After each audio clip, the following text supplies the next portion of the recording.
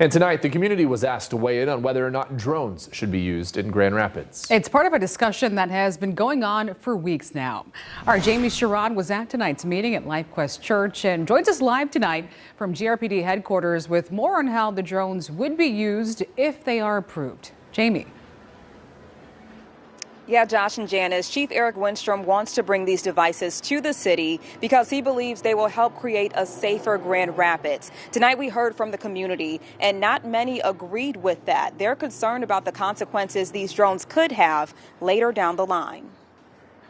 Using drones just for mission-based deployment, and that's what we've settled on, the direction that we intend to create a draft policy around. Chief Eric Winstrom in the Office of Oversight and Public Accountability laying out the plan for proposed drones in Grand Rapids. Under it, 6 drones would be purchased, costing around $100,000, and they would be used on a mission-specific basis, not to roam around randomly. Chief Winstrom calling the devices tools that would add efficiency to the department that's already facing shortages. I think getting out here communicating that we're not using it as drones as first responders. We're not using it just to look around the neighborhood. Some supporting the proposal, saying the drones would help make them feel safer. Appreciate the approach that's being taken and thought that's being put into it, because I don't want random surveillance as much as the next guy, but I appreciate the mission direct approach and the policies that are in place to use the drones.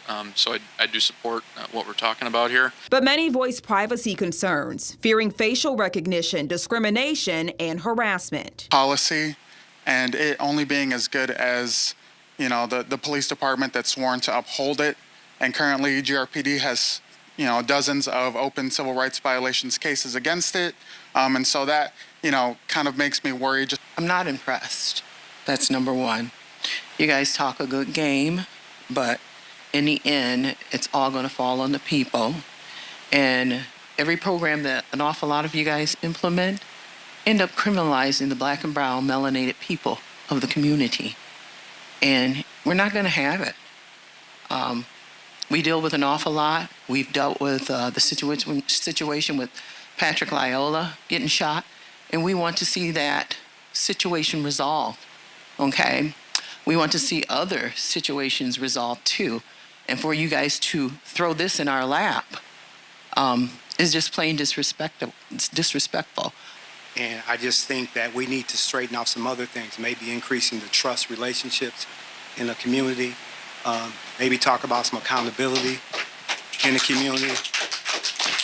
Chief Winstrom stressed multiple times throughout the meeting that facial recognition would not be allowed if drones were to be used in Grand Rapids. He also emphasized that they wouldn't be used to collect information on individuals, but would instead address unsafe conditions. The use of each drone would be documented, and that information would be given to the Office of Oversight and Public Accountability. Right now, Winstrom says drones are used by a number of other agencies in West Michigan, including the Kent County Sheriff's Office, Big Rapids, and Kalamazoo. I understand the skepticism about overcollection of data. I think we have a very robust accountability system built in, which none of our neighbors have with the Office of Oversight and Professional Accountability and Director Davis. So we have that next level of protection.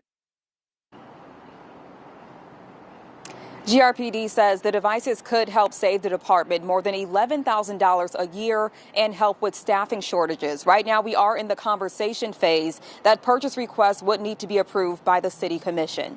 Reporting live in Grand Rapids, Jamie Sherrod, Fox 17 News.